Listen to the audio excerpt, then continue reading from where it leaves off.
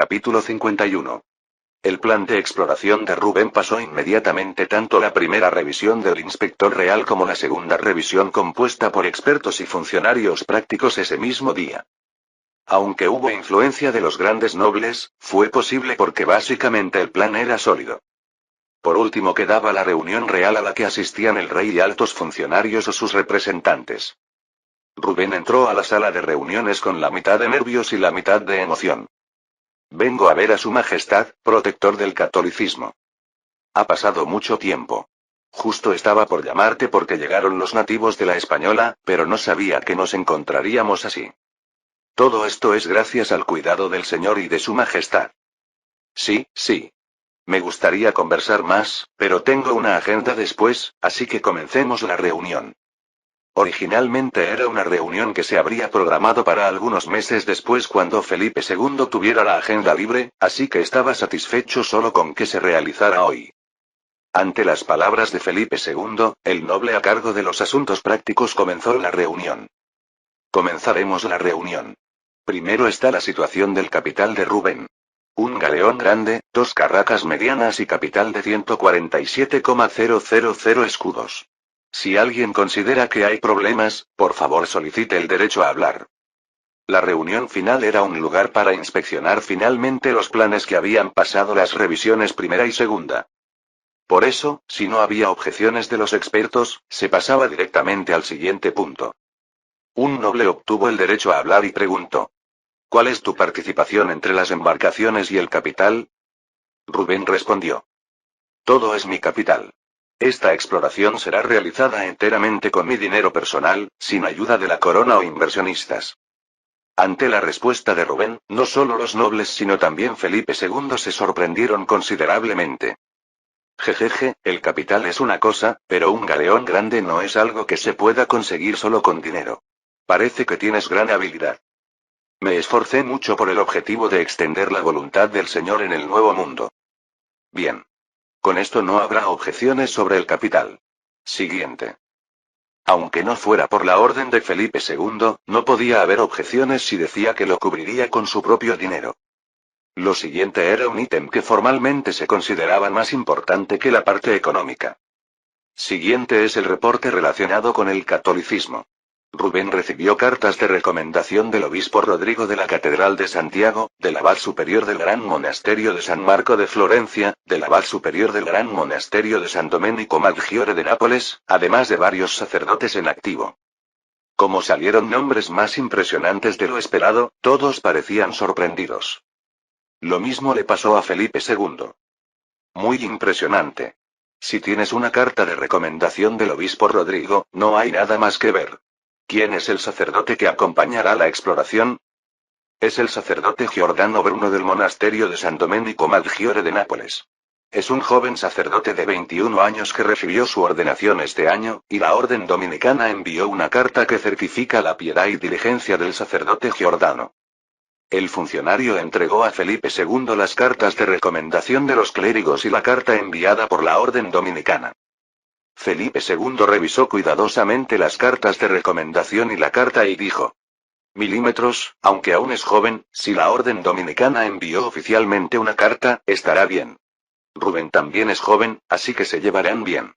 Yo conozco la mentalidad de Rubén, así que no habrá problemas en la propagación del catolicismo. ¿Hay alguien con objeciones? No había nada particular de qué quejarse, y no podían cuestionar a Rubén sobre temas católicos cuando tenía una carta de recomendación de Rodrigo. Sería como ignorar el criterio de Rodrigo. Felipe II miró una vez a los nobles y continuó hablando. Parece que no hay. Siguiente. Lo siguiente era el turno de verificar la capacidad militar. Aunque la conquista no era el objetivo, podrían ocurrir fricciones con los nativos, así que era una etapa para confirmar si estaba garantizada la seguridad mínima.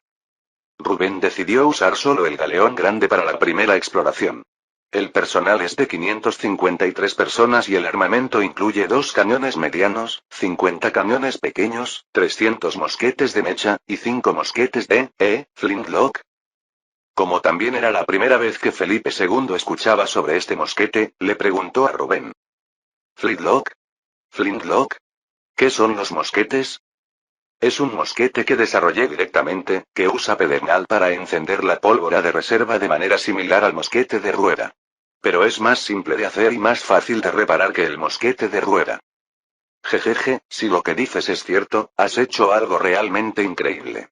Con este armamento podrás enfrentar incluso nativos hostiles. Me da curiosidad el nuevo mosquete que hiciste, pero preguntaré después de la reunión. ¿Hay objeciones? Como nadie solicitó el derecho a hablar, Felipe II continuó. Entiendo que no hay objeciones y pasemos a la negociación de condiciones. De hecho, los 3 ítems anteriores habían sido prácticamente aprobados desde que Rubén declaró que los cubriría con su propio dinero. La negociación de condiciones era una discusión sobre la proporción de distribución de beneficios entre la corona y el explorador, y los privilegios que se otorgarían en caso de éxito en la exploración. Rubén obtuvo el derecho a hablar y dijo. Para la distribución de beneficios, entregaré el 20% a la corona según el quinto real. Como habían pasado décadas desde que Colón exploró el Nuevo Mundo, la distribución de beneficios ya estaba legislada. Lo realmente importante era lo siguiente. Y si la exploración tiene éxito, me gustaría recibir la autoridad de gobernador de esa región durante 10 años. Al inicio de las exploraciones, si tenías éxito automáticamente te daban un título nobiliario hereditario y garantizaban el puesto de gobernador. Pero como hubo muchos que causaron estragos en el Nuevo Mundo, ahora la corona tenía el derecho de nombramiento de gobernadores. Gobernador por 10 años, entonces será necesario ajustar la tasa impositiva. Como no era para toda la vida sino por 10 años, no era una petición excesiva. Los fondos para la exploración también corrían por su cuenta. Pagar con dinero tampoco está mal, pero necesito difundir el mosquete Flintlock. Pagar un poco más de impuestos no era una gran carga, pero Rubén tenía otro propósito. En lugar de impuestos, ¿sería posible ofrecer los planos del mosquete Flintlock que desarrollé nuevamente a la corona? Si le entregaba los planos a Felipe II, comenzarían a producir mosquetes Flintlock en toda España. Una vez que los mosquetes Flintlock salieran al mercado, sería más fácil comprarlos y hacer mosquetes de percusión. Podría lograr su objetivo original y mantener los impuestos congelados, matando 2 pájaros de un tiro. Justo tenía curiosidad sobre qué era el mosquete Flintlock, primero lo veré y pensaré. Rubén entregó los planos que había preparado con anticipación a Felipe II y a los nobles. Entre ellos, el noble que tenía conocimiento sobre armas de fuego gritó sorprendido por el principio del Flintlock. Esto es increíble. ¿Cómo se te ocurrió esta idea? Para crear la chispa necesaria para encender la pólvora, no necesitas dar vueltas con dificultad, simplemente golpeas hacia abajo y ya está. ¿Es tan increíble esto? Sí, Su Majestad. Con esta nueva arma, los mosqueteros no necesitarán mantener fuego en la mecha. La estructura es mucho más simple que el mosquete de rueda, por lo que parece que será posible la producción en masa. Realmente era algo increíble. Entonces, ¿estás de acuerdo en usar estos planos en lugar de aumentar la tasa impositiva? Por supuesto. Solo con este mosquete Flintlock, el poder de nuestro ejército español se volverá aún más fuerte. Si tú lo dices, me da confianza. Bien. Con la condición de recibir los planos del mosquete Flintlock, congelaré los impuestos al 20%, y si la exploración tiene éxito, otorgaré 10 años de autoridad de gobernador. Rubén se inclinó educadamente y dijo. Gracias, Su Majestad. Definitivamente estaré a la altura de sus expectativas. Y tengo una petición más. ¿Qué es? Como las fuerzas maliciosas a menudo saquean embarcaciones civiles españolas, me gustaría recibir una licencia de corso como precaución contra eso.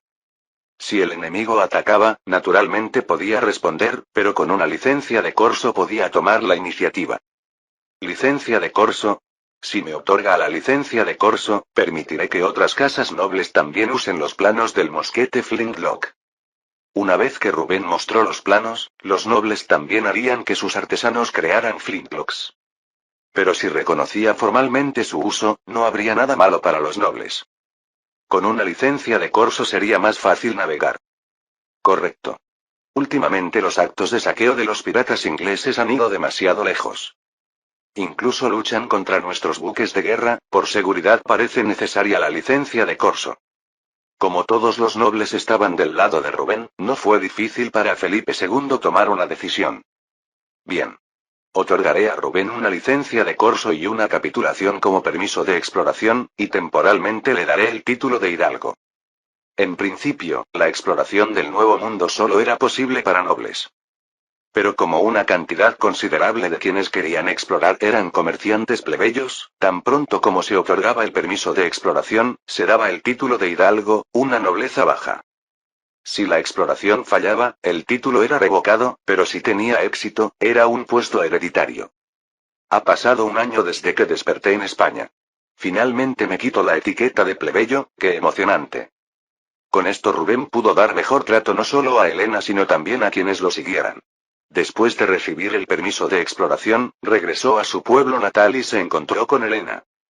Como partiría al Nuevo Mundo y regresaría el año siguiente, se quedó unos días disfrutando comidas juntos. Después regresó a la ciudad portuaria de Vigo y se dedicó intensamente a los últimos preparativos para partir al Nuevo Mundo. Sacerdote, ¿ha aprendido algo del idioma nativo? Sí, ahora puedo comunicarme de manera básica. Era más interesante de lo que pensaba. Su idioma también tenía su propio sistema. Giordano había estado bastante confundido cuando Rubén, al regresar de Madrid, de repente le presentó a dos nativos de las Indias y le dijo que aprendiera su idioma. Por supuesto, no pudo rechazar, así que lo aprendió a la fuerza, pero una vez que comenzó a aprenderlo, le encontró el gusto. ¿Qué tal la puntería de los chicos? Con el mosquete de mecha, de 10 disparos aciertan 3. Con el cañón pequeño, a larga distancia de 10 disparos aciertan 1. Como esperaba, es cómodo. Giordano estaba recordando correctamente lo que le había enseñado y lo estaba enseñando. En esta época, la tasa de acierto a larga distancia de los cañones era casi decimal. 10% era una cifra tremenda. ¿Cuánto ha progresado el trabajo de conservas en frascos? Como no podía hacer latas de conserva de inmediato, pensó llevar alimentos como harina, carne y hierbas en frascos de conserva como medida temporal. Los sellé según el método que me enseñó Rubén y los cargué en el barco. Ha trabajado duro. Voy a ver a los chicos. Después de separarse de Giordano, Rubén fue a buscar a los esclavos que estaban purificando agua. ¿Reunieron mucha? Sí, amo. Solo hicimos pasar agua por arena y grava, pero el agua realmente se volvió limpia. Parece que se puede beber. El agua de esta época contenía bacterias, virus y parásitos que venían de excremento humano o animal. Esto no se podía filtrar absolutamente con métodos primitivos como filtros de arena. Por supuesto, Rubén tenía un método. Era hipoclorito de sodio, NaOtl, comúnmente conocido como lejía. Hasta que yo haga la purificación secundaria y dé permiso para beberla, absolutamente no la beban. Realmente se van al otro mundo. Sí, entendido. Rubén vertió hipoclorito de sodio de una botella pequeña en un tanque de agua gigante. Este método era muy efectivo para desinfección que se usaba incluso en la época moderna para desinfectar agua corriente y tratar agua de piscinas. Además, al recibir luz solar o con el paso del tiempo, el componente de cloro se descomponía naturalmente y se evaporaba, por lo que no era peligroso. Hacer hipoclorito de sodio no era muy difícil. Solo había que hacer reaccionar ácido clorhídrico, que era un subproducto del primer proceso Leblanc, con ácido nítrico hecho con salitre, y disolver el gas cloro resultante en hidróxido de sodio. Por supuesto, la eficiencia no era buena, pero hasta obtener electricidad suficiente para hacer permanganato de potasio o electrólisis, no había más remedio que usar este método. No había nada más peligroso que bacterias y virus invisibles. Séllenla bien y cárguela en el barco. Sí, entendido. El galeón grande de Rubén era un galeón de 800 toneladas según los estándares de la época, que presumía de un tamaño enorme. Después de la batalla de Lepanto que ocurriría 2 años después, también se hicieron galeones de más de 1500 toneladas, pero era el galeón más grande disponible actualmente. En términos de desplazamiento moderno, sería más de 1,200 toneladas. En esta época, 1 tonelada se basaba en aproximadamente 954 L de vino. No solo vino, sino incluyendo las cajas de empaque del vino. Por eso era más de 1,5 veces más grande que el estándar de desplazamiento moderno. El Golden Inn, la nave insignia del famoso pirata inglés Francis Drake, también era un galeón pequeño de 140 toneladas en esta época, pero en términos modernos era un barco de más de 200 toneladas. La velocidad será tremendamente lenta, pero bueno, ¿qué importa? Lo importante es poder cargar mucho.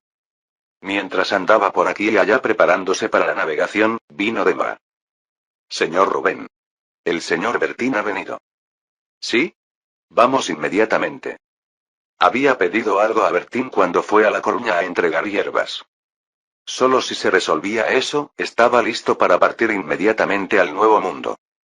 Tío. ¿Qué dijeron en el gremio comercial? Hubo algunos que lo vieron con malos ojos, pero algunos comerciantes fueron muy cooperativos. Dijeron que entregarían las cosas que pediste lo más rápido posible al puerto de Santo Domingo en La Española. Los comerciantes cooperativos parecían ser aquellos que tenían dinero que recibir de Rubén. Finalmente terminó. Probablemente partiré al Nuevo Mundo en 2 días. Finalmente te vas. Pero, es una noticia que me dio el jefe comerciante Andrew, parece que Inglaterra se enteró de tu noticia de partida. ¿Inglaterra? Dijo que probablemente enviarían corsarios, así que ten cuidado, me lo advirtió varias veces. Oh, miren a estos tipos. Entre los piratas ingleses de esta época que había que tener cuidado, venían a la mente principalmente John Hawkins y Francis Drake. Pero la flota de John Hawkins sufrió una derrota humillante contra la flota española en San Juan de Ulúa en 1568. Francis Drake también todavía estaba bajo John Hawkins, por lo que había alta probabilidad de que estuviera en Inglaterra después de la derrota. Es decir, como los dos personajes principales se habían retirado, lo que quedaba serían don nadies. Bueno, aunque Francis o John Hawkins vinieran directamente, no me daría miedo. De todas formas, sus barcos todavía no eran galeones sino carabelas o flyboats. Si van a venir, que vengan. Será perfecto para práctica de tiro. Capítulo 52. Rubén, como propietario del galeón y comandante de la exploración, naturalmente también fungía como capitán. Por supuesto, el verdadero trabajo de capitán sería dirigido por Everts, quien tenía la experiencia de navegación más abundante. Rubén observaba atentamente cómo Everts se preparaba para la partida. Una vez que más de 500 personas, incluyendo niños, abordaron, Everts primero verificó el equilibrio del barco y le reportó a Rubén. Como se esperaba, el equilibrio del barco es estable. Si el equilibrio no estaba correcto, el barco se inclinaría y no alcanzaría la velocidad adecuada, o en casos graves el barco podría hundirse. Como habían distribuido los suministros considerando esto de antemano, no hubo grandes problemas. Entonces preparémonos para partir. Levantaré el ancla y enviaré señales al remolcador. Lo siguiente era el proceso de levantar el ancla. Siguiendo las órdenes del navegante, los marineros comenzaron a girar el cabrestante, la columna de rotación vertical. Cric. Mientras el cabrestante giraba, la enorme ancla que estaba sumergida en el mar comenzó a subir lentamente. El navegante que confirmó el ancla levantada gritó. Remolcador en marcha. Ante el grito de Everts, resonó el sonido del camión anunciando la partida. Y poco después, el enorme galeón comenzó a moverse lentamente. En esta época era común que los barcos grandes recibieran ayuda de remolcadores al partir de puertos complejos, ya que las maniobras precisas eran difíciles. De lo contrario, podrían chocar con otros barcos. Te explicaré más después de que salgamos del puerto. Salir del puerto era algo peligroso, así que Everts concentró toda su atención verificando los alrededores. Sí, por favor. Como Rubén había tenido gran interés en esta época, sabía cómo operaban los barcos. Pero la teoría y la práctica eran cosas diferentes. Si fuera posible, pensaba aprender hasta el nivel de poder navegar el barco directamente. Como había prometido a Everts una gran suma de dinero y el puesto de capitán de los buques que construiría en el futuro, pensaba preguntarle hasta que entendiera incluso las cosas más pequeñas. Cuando el barco salía del puerto, Everts le dijo a Rubén. Hemos salido del puerto, así que desplegaré las velas. Sí. Everts ordenó a los marineros desplegar las velas mientras verificaba la dirección del viento e indicaba la dirección de las velas. Hasta aquí es normal. Después de esto verificará la dirección. Como Rubén esperaba, Everts trajo la carta náutica y la brújula. Everts señaló La Palma, el primer destino en la carta náutica, y explicó. Usando la brújula, puede dirigir el barco hacia donde queremos ir. De vez en cuando tenemos que medir la latitud con el cuadrante, pero te enseñaré eso después de medir la velocidad del barco. Sí, por favor. ¿Medirá la velocidad de la manera que conozco? Everts vino poco después con una tabla de madera y le explicó a Rubén. Esto se llama log plank, se usa para medir la velocidad del barco. El log plank era una pequeña tabla hecha de madera, diseñada para que cuando se tirara al agua, un extremo se volviera pesado y se mantuviera vertical. Naturalmente Rubén también lo sabía, pero respondió como si lo escuchara por primera vez. Oh, ya veo. ¿Cómo se usa? Te explicaré después de medir la velocidad. El log plank estaba atado a una línea de registro con nudos amarrados a intervalos de 120 millas náuticas, aproximadamente 14,4 m. Everts hizo que un marinero tirara el log plank al mar. Y en el momento en que el log plank entró al agua, volteó un reloj de arena de 28 segundos. Luego verificó cuántos nudos se soltaron durante 28 segundos. Durante 28 segundos se soltaron 4 nudos, así que la velocidad actual de nuestro barco es de 4 nudos. 4 nudos era una velocidad de 7,41 kilómetros por hora, que era considerablemente lenta incluso comparada con barcos ordinarios de esta época. Para un velero de este tamaño lleno de suministros, que alcance 4 nudos ya es algo. Rubén preguntó mientras observaba a los marineros subir el log plank. ¿Cuánto tardaremos en llegar a La Palma? La Palma, una de las islas del archipiélago de Canarias. Todos los barcos que iban de España al Nuevo Mundo hacían escala una vez en las Islas Canarias. Allí reabastecían suministros y se dirigían al Nuevo Mundo aprovechando los vientos alisios del noreste que soplaban entre los 30 grados de latitud norte y el Ecuador. Si mantenemos la velocidad actual, se espera que lleguemos a La Palma en 11 a 14 días. Ya veo. ¿La medición de velocidad se hace cada hora? Sí, correcto. ¿La próxima vez puedo hacerlo yo directamente? Te enseñaré directamente a tu lado. Primero aprendamos lentamente el uso del cuadrante. Por la forma en que compartía generosamente sus conocimientos, definitivamente el dinero era bueno. 5 días después de comenzar la navegación. Era el primer domingo en el mar. Aunque habían pasado 5 días en mar abierto, los pasajeros no experimentaron grandes dificultades comparado con la tierra. Por supuesto, el mareo y la cama que se mecía eran difíciles, pero comparado con las dificultades de navegación que habían escuchado, eran problemas muy menores. Por eso estaban agradecidos con Rubén, el comandante de la exploración. Pero los marineros, más que agradecimiento hacia Rubén, lo veneraban como un ser casi divino. En 10 años navegando, esta es la primera vez que no me duelen los dientes. Exacto. ¿Qué tipo de pan es tan suave? ¿Solo suave? ¿Y qué tan sabroso es? El alimento básico en los viajes largos de esta época era el bizcocho. Por supuesto, no era el bizcocho crujiente y sabroso que piensan las personas modernas. Era un bizcocho hecho abandonando todo y solo para conservación, así que era tan duro como cualquier piedra. Era prácticamente imposible masticarlo crudo, y solo se podía masticar después de remojarlo en agua o caldo. Por supuesto, aunque fuera posible masticarlo, seguía sin tener sabor. Pero el pan que Rubén daba como alimento básico era un pan de lujo que ni siquiera habían probado en tierra. Ah, hablando de eso, finalmente es el domingo que esperábamos. Lo que estos esperaban del domingo no era por devoción religiosa sino por la comida especial que salía los domingos. Por cierto, ¿realmente saldrá carne sin salar? Otros barcos naturalmente también tenían comida especial. Pero como todo lo que daban era carne salada más salada que el agua de mar por conservación, la comían para sobrevivir más que por sabor. Por supuesto, Rubén pensaba hacerla a la parrilla con la sazón adecuada ya que había hecho conservas en frascos a través de un proceso de doble esterilización. Oye. ¿Ahora la carne es el problema?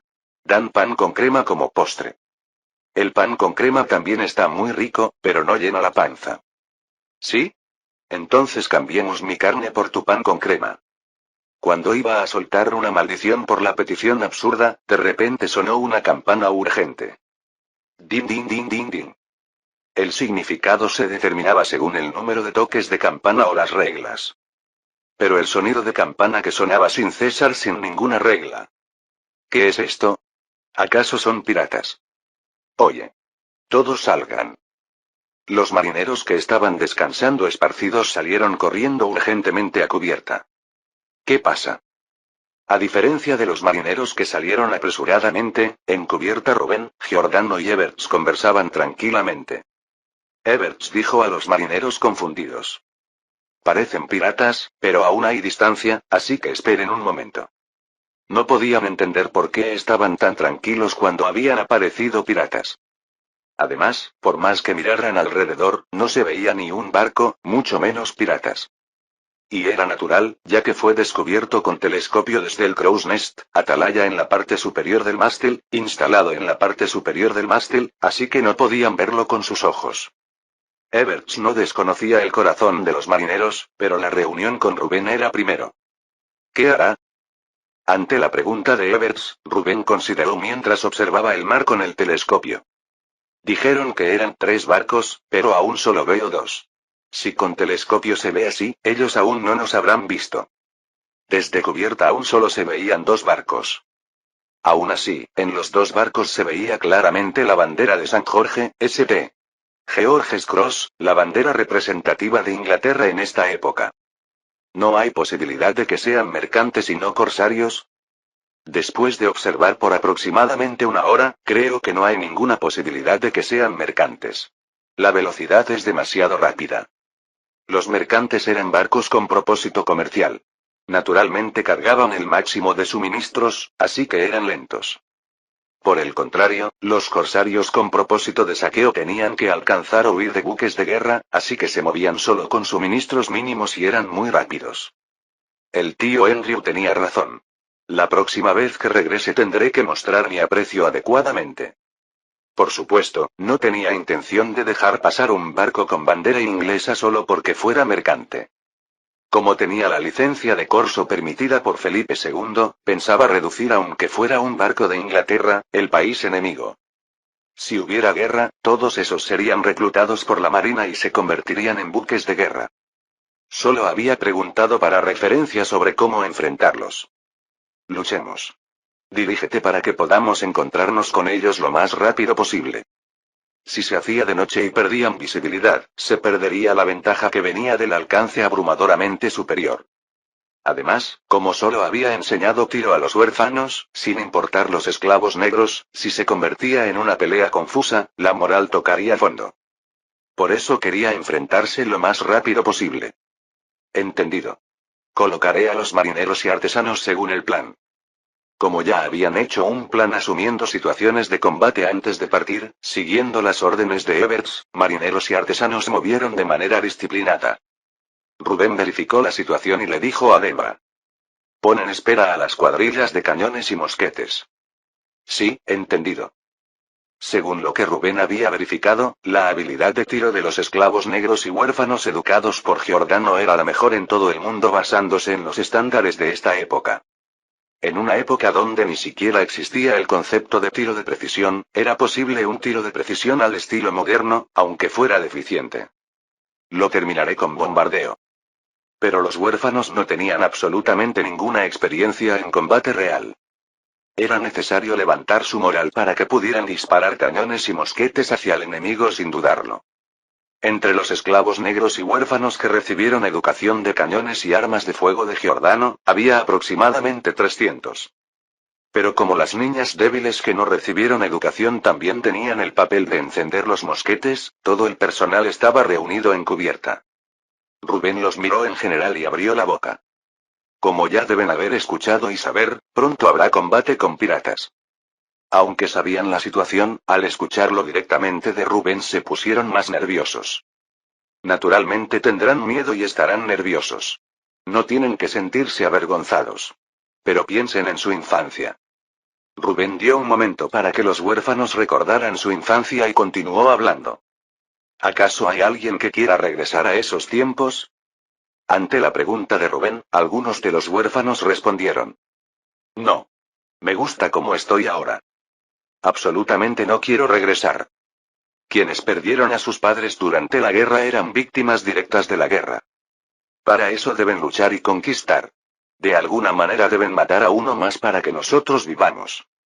Los huérfanos de 13, 15 años, que según los estándares de Rubén aún eran pequeños. Les estaba forzando a matar personas, pero no tenía tiempo para sentir remordimiento de conciencia. El mar de esta época era verdaderamente tierra de salvajes. Si habían salido para conquistar oportunidades, tenían que hacerlo mejor para sobrevivir. Si todos hacen como fueron entrenados, pueden ganar suficientemente. ¿Pueden hacerlo bien? Sí. En los ojos de los niños que recordaron su infancia difícil, a la que absolutamente no querían regresar, se llenaba de determinación feroz. Capítulo 53. Después de levantar la moral de los niños, Rubén le dijo a Giordano. Padre. Por favor espere en el camarote con los niños y tranquilícelos para que no se pongan nerviosos. También cargue los mosquetes. Giordano sabía muy bien lo que les pasaría a los niños si caían en manos de los piratas. Aunque no era un soldado y el combate cuerpo a cuerpo directo sería demasiado para él, tenía confianza en el disparo de cañones. Entendido. Por favor llámeme antes de que comience la operación. Dejando a los niños a cargo de Giordano, Rubén le dijo a Dembra. Diles a los chicos corpulentos que esperen adentro y lleva a los más pequeños a revisar los cañones. Cuando termines la inspección, esconde los cañones para que no se vean. Entendido. ¿Pero por qué escondemos los cañones? Rubén había instruido que siempre preguntaran si no entendían algo de sus órdenes. Aunque al principio no se atrevía a cuestionar, Demba había comenzado a preguntar una por una mientras vivía con Rubén por mucho tiempo y conocía su personalidad. Además, la batalla contra los piratas era un asunto de vida o muerte, así que necesitaba entender correctamente las intenciones de Rubén. Para que nos subestimen y se acerquen rápidamente. Si perdemos tiempo innecesariamente será molesto, así que quiero terminar antes de que se ponga el sol. Aunque no tuvieran telescopio, podrían verificar el estado de armamento de Rubén antes de entrar en el alcance de los cañones. No tenía intención de alinear los cañones innecesariamente para crear tensión en los piratas. A diferencia del barco de Rubén, la cubierta de la carabela que Rubén estaba observando con el telescopio estaba muy relajada. El capitán Jeffrey estaba sentado a la sombra bebiendo vino y le preguntó a su subordinado. ¿Cuándo crees que nos encontraremos con ese tipo Rubén o como se llame? Dicen que es un gran galeón, así que creo que nos encontraremos hoy o mañana, capitán. Ante las palabras de su subordinado, Jeffrey se levantó de repente y soltó una sarta de groserías. Oye, bastardo. Te he dicho muchas veces que me llames almirante. ¿Quieres bajarte del barco? Jeffrey había sido nombrado almirante temporalmente después de que John Hawkins fuera derrotado por la flota española. Lo siento, almirante. Ah, en mis tiempos todos lo hacían bien sin que tuviera que decirlo, ¿por qué son así los bastardos de hoy en día? Jeffrey se sentó de nuevo y levantó su copa de vino cuando se escuchó el grito del marinero que estaba de vigía. Se ve un gran galeón al frente. Parece tener bandera española. Habiendo encontrado su objetivo, Jeffrey se levantó rápidamente y gritó. Todos prepárense. Si cumplía esta orden, podría quitarse la etiqueta de temporal. De cualquier manera, tenía que tener éxito. Me da rabia ver a ese bastardo de Hawkins dándoselas de importante. Jeffrey pintó un futuro color de rosa y les dijo a los marineros reunidos. Nuestro objetivo principal es capturar a Rubén. Absolutamente no maten a nadie al azar cuando suban al barco. ¿Entendido? Sí. Entendido. La orden del Parlamento era capturar vivo a Rubén. Apoderarse del galeón o saquear suministros era secundario. Habían dicho que debían traer a Rubén vivo sin falta, así que tenían que tener cuidado de no matar gente. Jeffrey estaba advirtiendo repetidamente a los marineros cuando se escuchó el grito del marinero de vigía. Parece que el galeón va a disparar cañones. ¿Qué? ¡Pum! El sonido del cañón resonó antes de que pudieran reaccionar. Splash. Pero el cañón cayó en un lugar que no tenía nada que ver con el barco. Pujajajaja. ¿Por qué disparan cañones a esta distancia? Dijeron que era un novato, ¿no tiene experiencia de combate real para nada? Exactamente. Terminemos rápido antes de que oscurezca. Aún así era un gran galeón, así que Jeffrey le preguntó al soldado de vigía con cierta preocupación. ¿Cómo está el estado de armamento del galeón? Tiene algunos cañones pero no es algo de lo que preocuparse. Entonces no hay nada que ver. Avance a máxima velocidad. Si el estado de armamento fuera bueno, había pensado en aprovechar la noche para abordar y secuestrar. Pero viendo la forma en que respondían y que su estado de armamento tampoco era bueno, pensó en llevar a cabo un asalto. Para ellos también, el combate nocturno tenía muchos elementos de riesgo. Es el barco en el que regresaremos, así que no disparen cañones y no prendan fuego al barco. Por supuesto. Y la colisión también háganla lo más suave posible. Pensaba capturar intacto no solo a Rubén sino también el galeón. Ahora el barco de los piratas se veía claramente a simple vista sin necesidad de telescopio. Giordano le preguntó a Rubén con expresión preocupada. ¿No deberíamos prepararnos poco a poco? Un poco más. Viendo la situación, esos tipos ni siquiera piensan disparar cañones. Cuando entren claramente en el alcance de nuestros cañones será suficiente moverse. Sería problemático si vieran el poder de fuego del galeón y huyeran. Después seguirían molestando, y sería imposible despistar a la nave pirata con una velocidad de solo 4 nudos. Esta vez tenía que acabar definitivamente. Los tipos que vio con el telescopio tenían cada uno espadas y pistolas y ardían de espíritu combativo. Por eso pensaba comenzar a disparar cuando entraran holgadamente en el alcance de los cañones. Para poder hundirlos definitivamente incluso si se daban cuenta de la situación y huían. Cuando los 3 barcos entraron en el área donde había caído el primer cañón disparado al aire, Rubén dio la orden.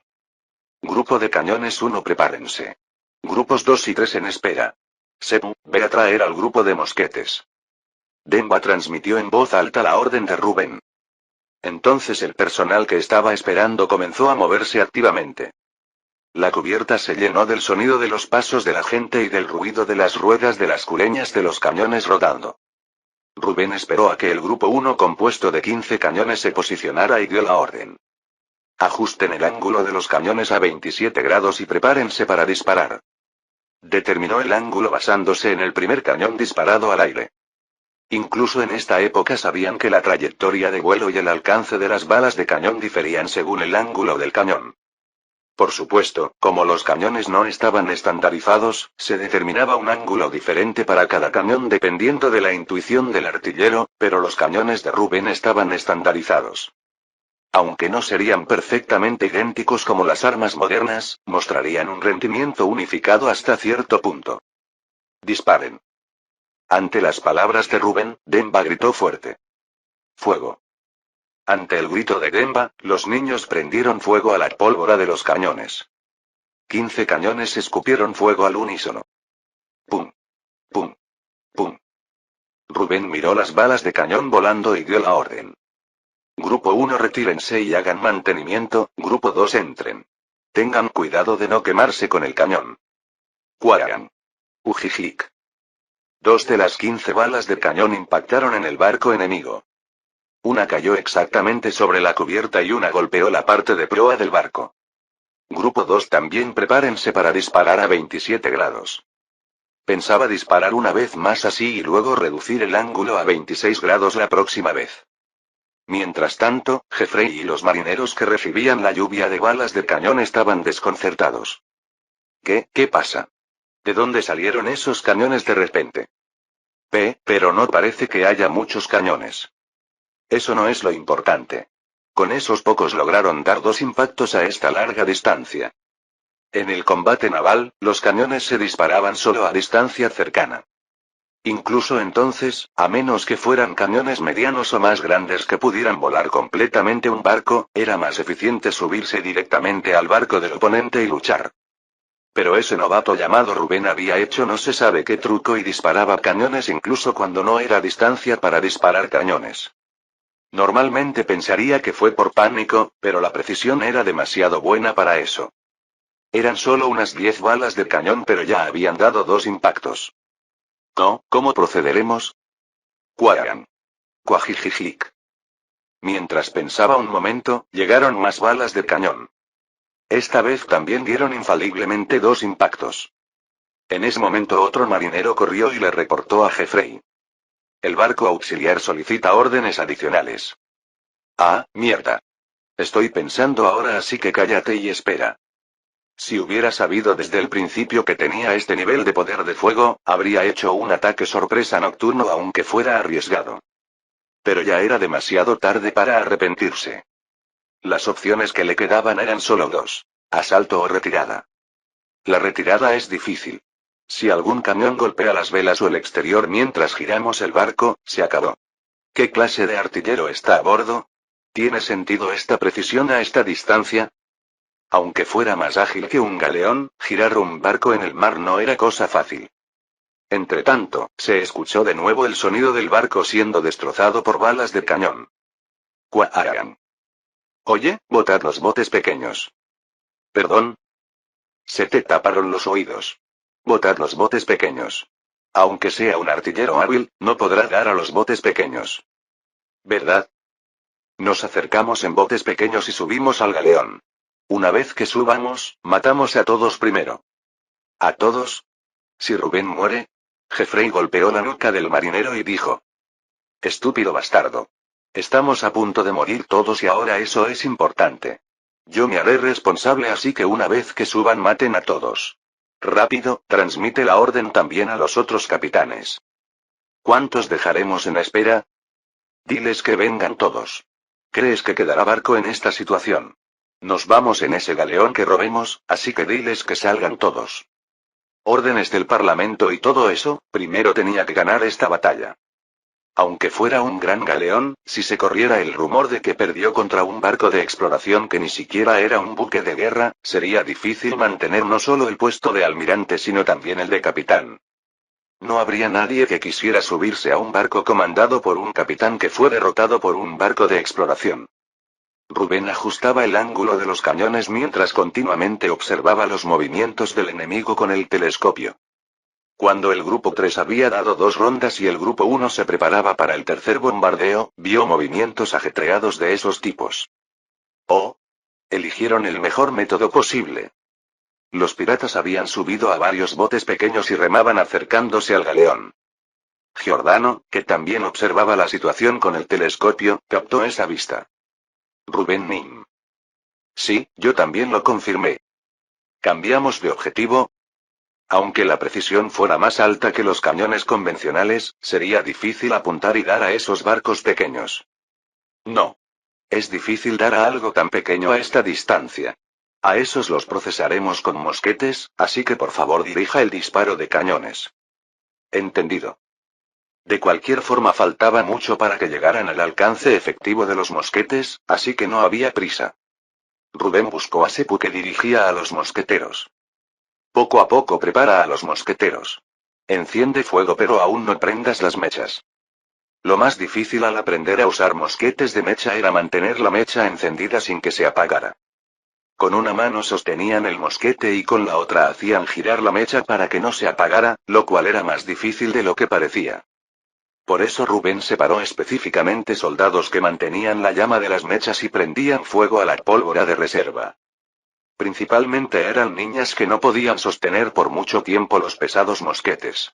Sí, entendido. Mientras Sepu se preparaba, los cañones continuaban disparando sin descanso. Necesitaban tiempo para enfriar después de disparar, pero como estaban formados en grupos de 15, cuando los otros 2 grupos disparaban, los cañones se enfriaban naturalmente permitiendo disparos sin demora. Los 2 barcos auxiliares, excluyendo la carabela que era la nave insignia del enemigo, ya estaban dañados al punto de ser difícil navegar. Rubén retiró los grupos de cañones y desplegó a los mosqueteros. Grupo 1 en espera. Nuestro objetivo será el bote pequeño que llegue primero. Como enfaticé muchas veces durante el entrenamiento, el punto objetivo es el torso. Incluso los francotiradores modernos con equipo de última tecnología apuntaban al torso, no a la cabeza. Para aumentar aunque sea un poco más la precisión. Venir en botes pequeños fue una elección excelente. Pero no debieron atacar de día.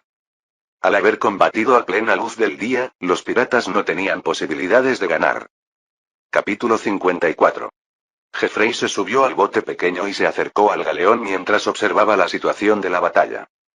Como esperaba, parece que es imposible dar a los botes pequeños con cañones. Aunque nuestros barcos se destruyan, bastará con capturar el galeón. Cuando quedaban unos 300 metros de distancia con el galeón, levantó la mano y gritó. ¡Alto! Ante el grito de Jeffrey, todos los remos que cortaban vigorosamente las aguas se detuvieron. Pensaba descansar fuera del alcance de flechas y mosquetes y luego atacar todos al unísono. Los que reman descansen un momento y el resto revisen los garfios y armas. Jeffrey miraba fijamente el enorme galeón frente a él. Hay altura así que perderemos al subir, pero una vez que subamos se acabó. La precisión de los cañones había superado la imaginación, pero una vez que provocaran combate en cubierta, tenía confianza de ganar sin falta. Por muy gigantesca que fuera la nave, el número de combatientes tendría límites. En comparación, ellos tenían más de 300 combatientes. Si comenzaban a subir simultáneamente desde más de 10 direcciones, 250 podrían subir sin problemas. Si ya descansaron, partamos de nuevo. De ahora en adelante muévanse lo más dispersos posible. Ante la orden de Jeffrey, los marineros a cargo de los remos comenzaron a remar otra vez. Los botes pequeños comenzaron a moverse lentamente hacia el galeón de nuevo. Cuando quedaban unos 200 metros de distancia con el galeón, se detuvo el sonido de los cañones.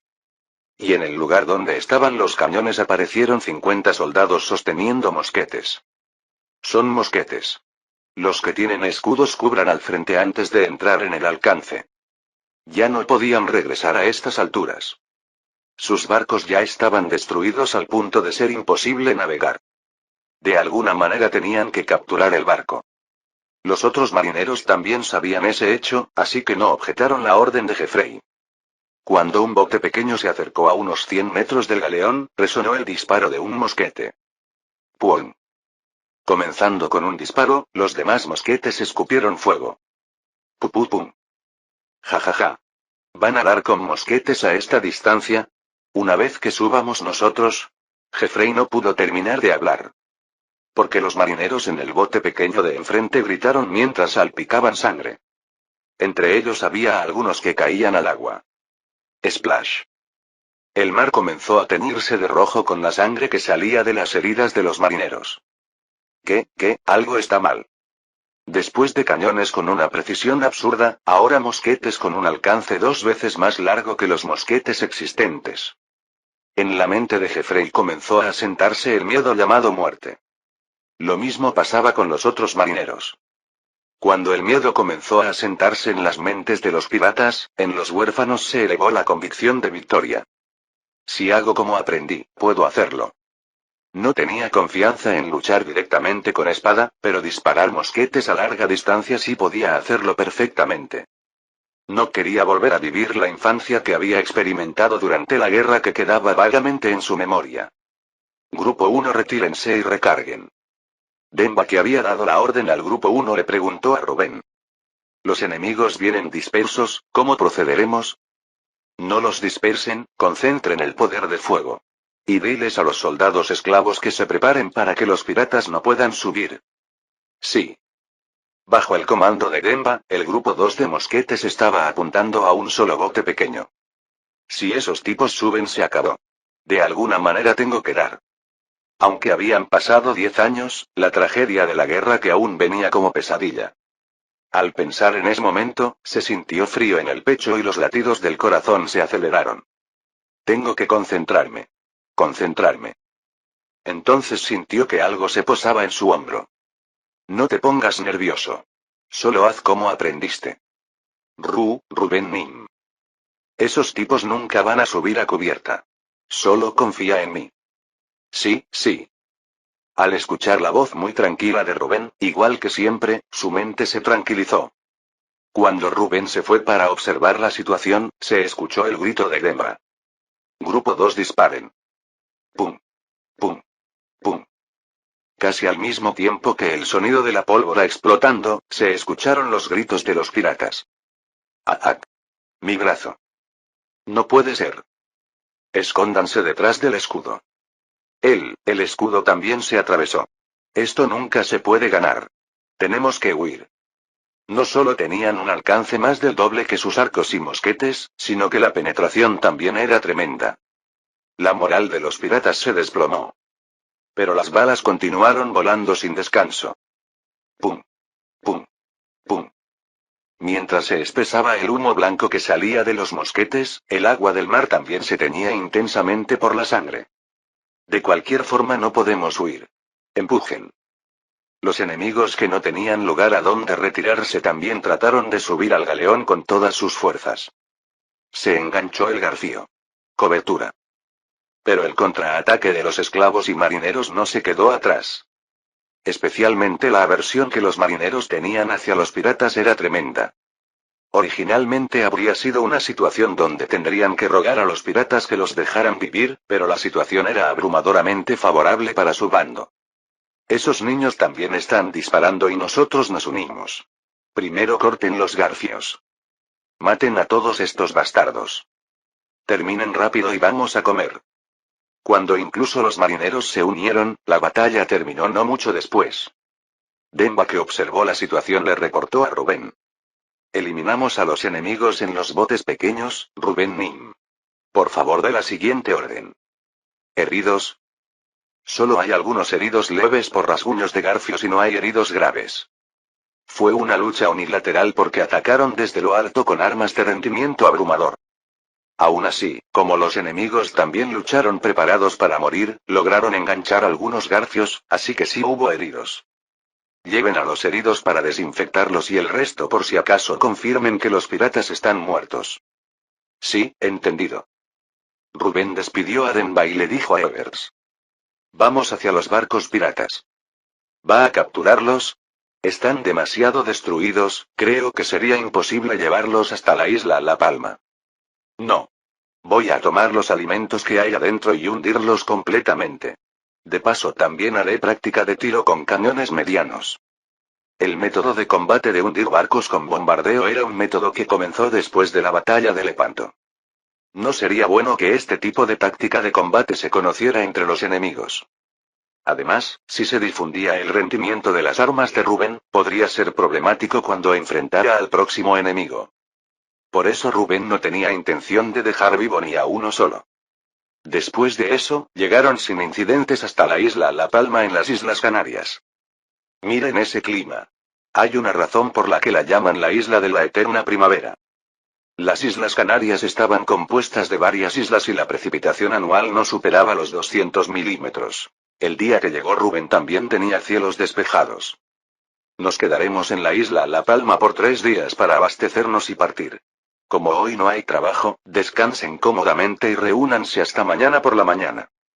Sí, entendido. Y por favor les pido que en lo posible no corran rumores sobre el combate. De cualquier forma, aunque hablen, nadie les va a creer. Yo también pienso lo mismo. Aún así, por si acaso haré la petición.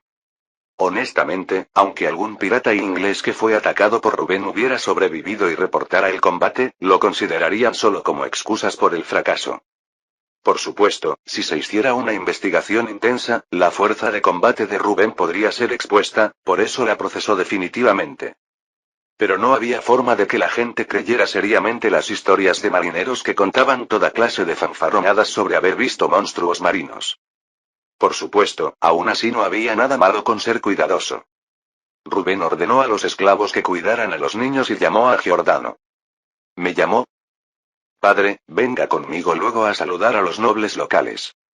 La España de esta época proclamaba la monarquía absoluta, pero el poder de los nobles locales aún era formidable. Uno de los ejemplos era la asamblea local llamada Cabildo.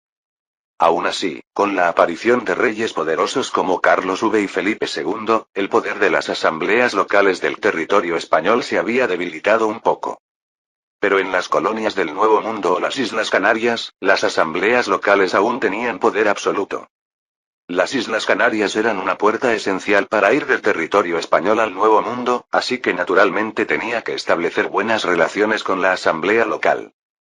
Como había enviado una carta por adelantado y visitó, muchos nobles locales dieron la bienvenida a la visita de Rubén. Bienvenido a la isla La Palma. El presidente era claramente mestizo de peninsular y aborigen. Definitivamente España es tolerante con los mestizos. Por supuesto, no todos los mestizos recibían el mismo trato. En el caso de los mestizos de las colonias del Nuevo Mundo, bajo ninguna circunstancia tenían un estatus más alto que los nobles españoles del territorio. Pero las Islas Canarias eran una excepción. Porque cuando colonizaron inicialmente las Islas Canarias, otorgaron títulos nobiliarios reales a los aborígenes que cooperaron con España. Rubén Kruger saluda al presidente. Así que, ¿vas a explorar el Nuevo Mundo? Los soldados me dijeron que tu barco también es muy gigantesco. Sí. Me preparé adecuadamente para difundir la voluntad del Señor. Este es el padre Giordano que me ayudará con la evangelización. Una de las razones importantes por las que España trataba bien a los mestizos con aborígenes canarios era porque estos se habían convertido al catolicismo. El presidente también apreció altamente las intenciones de Rubén. Muy admirable. Ordené preparar una comida, así que cene con el padre y váyase. Es un honor. Ah, además hay algo que me gustaría pedirle. ¿Qué? Me gustaría comprar canarios periódicamente. Jaja, tú también caíste bajo el encanto de los canarios. Sí, así es. El presidente hizo que un sirviente trajera canarios. En la jaula había 10 canarios piando. Pío, pío. Realmente se ven bonitos. Los canarios con plumas que mezclaban verde y amarillo brillante eran una especialidad de las Islas Canarias. Por su hermosa apariencia y canto, eran comercializados como artículos de lujo entre los nobles. Por supuesto, Rubén los compraba por otra necesidad.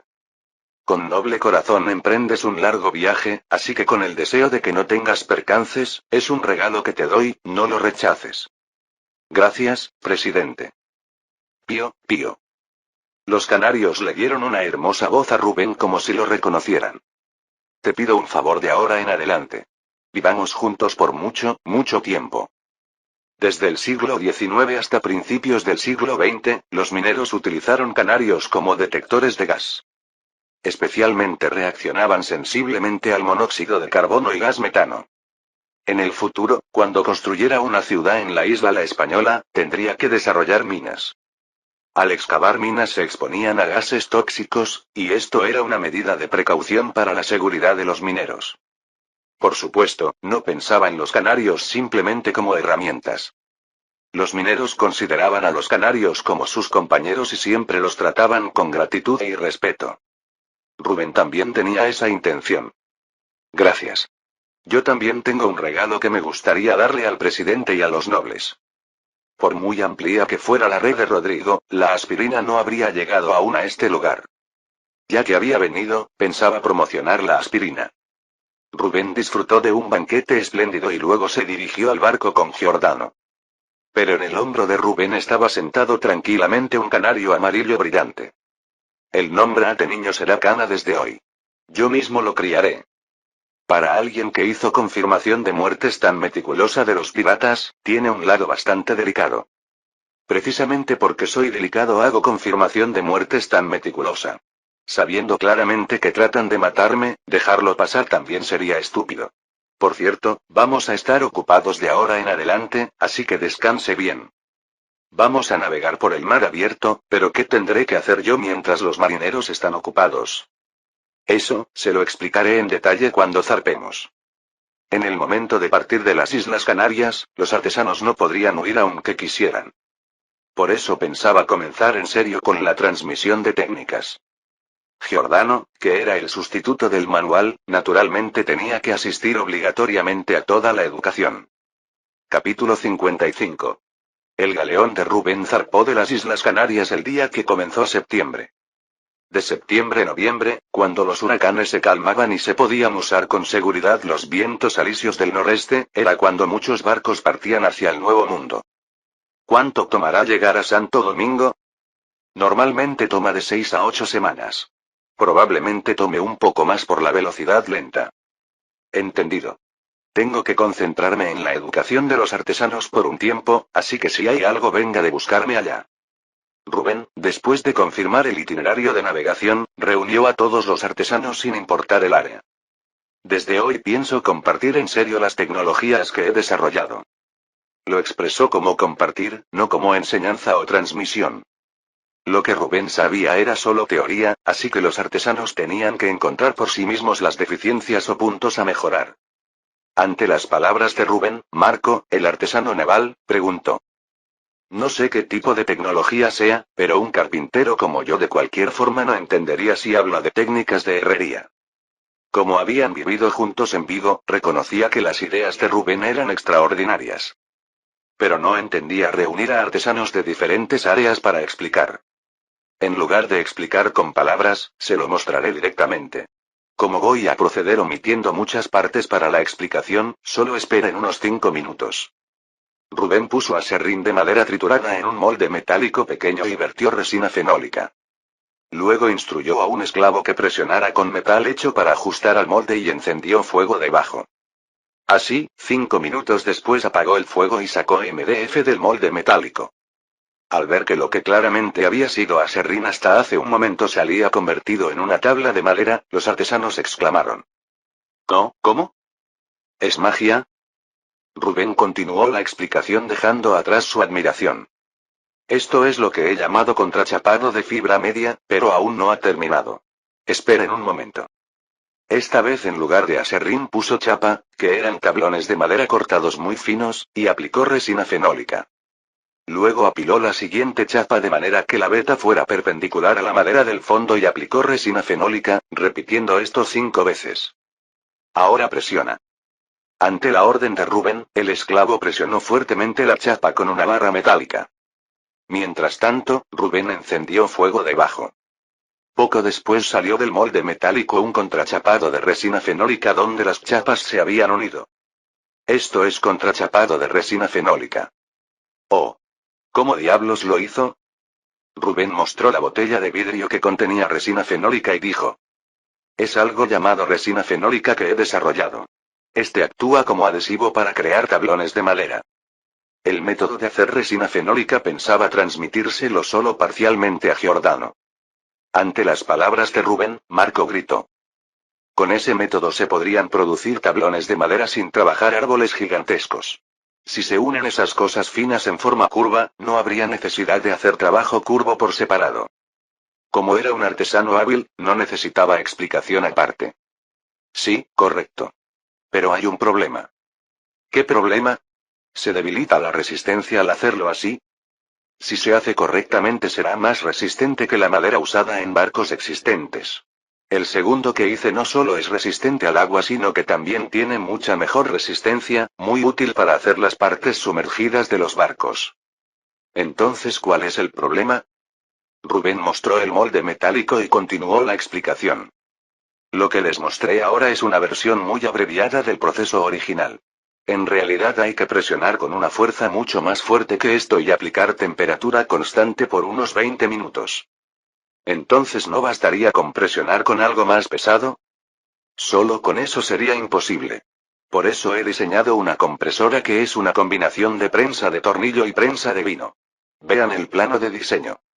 El plano de diseño que entregó Rubén tenía varias partes que aplicaban presión de prensa de vino.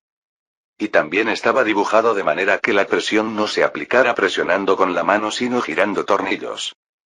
Ambos eran herramientas que existían en esta época, pero combinarlos de forma tan gigantesca era la primera vez. Por supuesto, con esto sería imposible aplicar presión completamente uniforme como usando una prensa hidráulica moderna. Pero incluso el contrachapado de resina fenólica producido así tendría un rendimiento muy superior a la madera usada en construcción naval de esta época. ¿O no, pensó en combinar estos dos? La conclusión es que hay que hacer un molde metálico exactamente igual a la forma del tablón de madera deseado y una prensa. Es decir, solo se puede hacer si el equipo de carpinteros y el equipo de herreros unen fuerzas. Ante las palabras de Rubén, los artesanos carpinteros y herreros comenzaron a discutir de repente. Al hacer el frente y atrás del barco hay curvas, ¿se puede producir esa forma con metal? ¿Exactamente qué forma? Esa, ya sabes, la forma curvada en la parte delantera del barco. El equipo de carpinteros que había presenciado el milagro de producir tablones de madera con aserrín tenía los ojos volteados y estaba apurando a los artesanos herreros. Rubén aplaudió para llamar la atención y continuó hablando. Ya. Aún queda algo que mostrarles. De cualquier forma falta mucho para llegar a Santo Domingo, así que pueden discutir despacio. Como aún quedaba mucho que mostrar, calmó el alboroto y continuó la explicación. Esta vez es el plano de diseño de un alto horno, Blast Furnace. El alto horno era una instalación que reducía mineral de hierro para producir grandes cantidades de arrabio. Por supuesto, el significado de grandes cantidades tenía una brecha tremenda entre el siglo XVI actual y la época moderna. Comparado con los altos hornos modernos que alcanzaban 30 metros de altura, los altos hornos de esta época no llegaban ni a 5 metros por mucho que fueran. Además, a diferencia del proceso continuo moderno, el alto horno del diseño era un proceso por lotes que funcionaba llenando completamente los materiales de una vez. Hacer un alto horno de proceso continuo moderno sería imposible. Hacer que los materiales bajen gradualmente por diferencias de densidad de los materiales y presión constante del aire en un alto horno de proceso continuo moderno era difícil con la tecnología actual.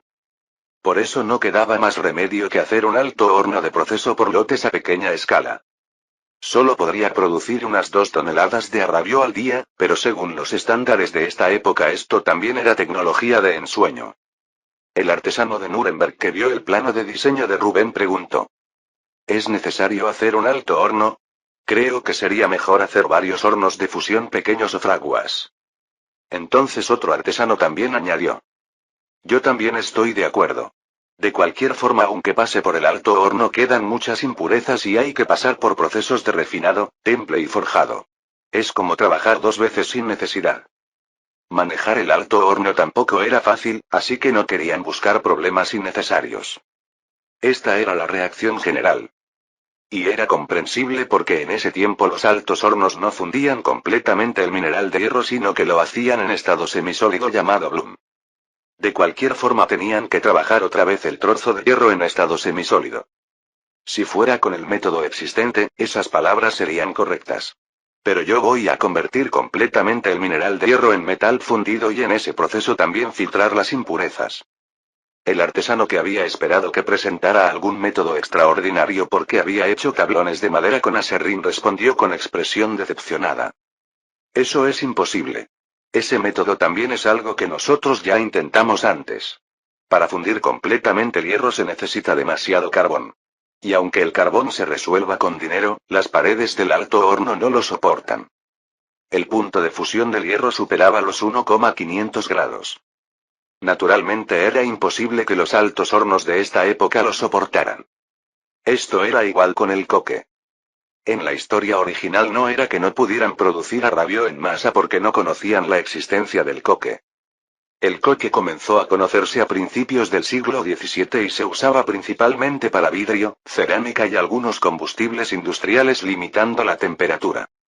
Aunque trataron de usarlo como sustituto del carbón al reducir mineral de hierro, no pudieron usarlo porque los altos hornos no lo soportaban.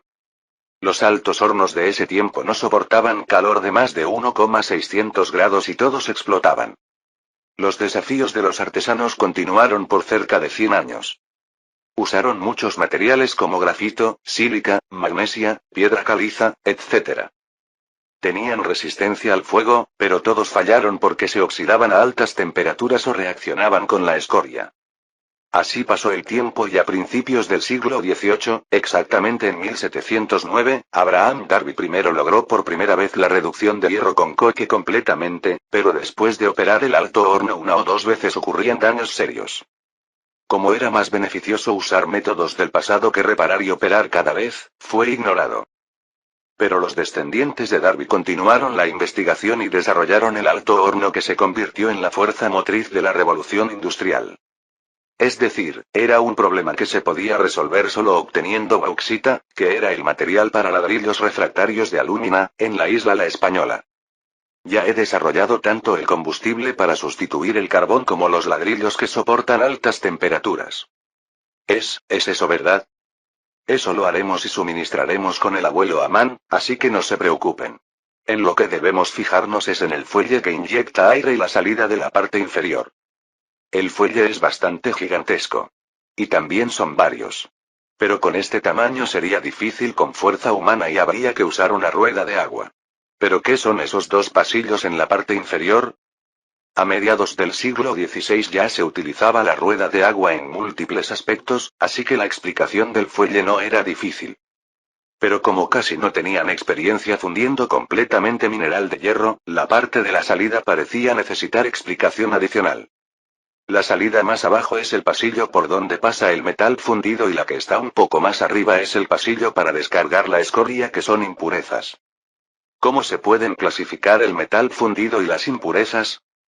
Cuando se reduce mineral de hierro, el metal fundido se ubica abajo y la escoria arriba. ¿En serio se pone así? Aunque no se los puedo mostrar ahora mismo, así es. Por eso con la salida que está más abajo se saca el metal fundido, y con la salida que está más arriba se saca la escoria. De cualquier forma, aunque supieran usar coque, no podrían imitarlo sin ladrillos resistentes al calor. Por eso pensaba abrirles todo a los artesanos excepto el método de fabricación de ladrillos resistentes al calor. Honestamente no lo creo, pero si es como dice Rubén Nim, esto sería una innovación. Los otros artesanos también estuvieron de acuerdo con sus palabras. Pero la innovación de Rubén no terminaba ahí. Aún queda lo verdaderamente importante. Voy a convertir el arrabio hecho así directamente en acero. ¿Perdón? ¿Directamente significa en estado de metal fundido? Para su sentido común era algo imposible de entender. No se podía martillar metal fundido. Voy a hacer un alto horno similar más en un terreno más bajo que el alto horno que hace arrabio. Las diferencias serían hacer un pasillo por donde fluya el arrabio y que el alto horno pueda moverse al punto de poder volcarse completamente. Lo que Rubén trataba de hacer era el alto horno del proceso Bessemer inventado por Henry Bessemer de Inglaterra a mediados del siglo XIX. Este era un proceso que creaba acero removiendo el carbono del arrabio inyectando aire continuamente al arrabio de alta temperatura. La reacción del carbono con oxígeno para convertirse en dióxido de carbono era una reacción bastante exotérmica, así que ni siquiera necesitaba combustible especial. En la época posterior a la revolución industrial se realizó este tipo de proceso de enlace eficiente. Mantuvo su linaje por mucho tiempo hasta que salieron procesos más modernos como el horno básico de oxígeno, Basic Oxygen Furnace, o el horno de arco eléctrico, Electric Arc Furnace. Honestamente no creo la explicación de Rubén Nim. Pero como hay contenido del contrato, me prepararé sinceramente. Con eso basta. La educación de hoy termina aquí. Ahora empecemos a deliberar sobre cómo hacer el alto horno, carpintería y astillero. Rubén también era científico, así que la discusión con los artesanos era una de las más placenteras durante su vida en España. Tanto que la navegación de aproximadamente 2 meses hasta el Nuevo Mundo se sintió corta. Fin del capítulo 55.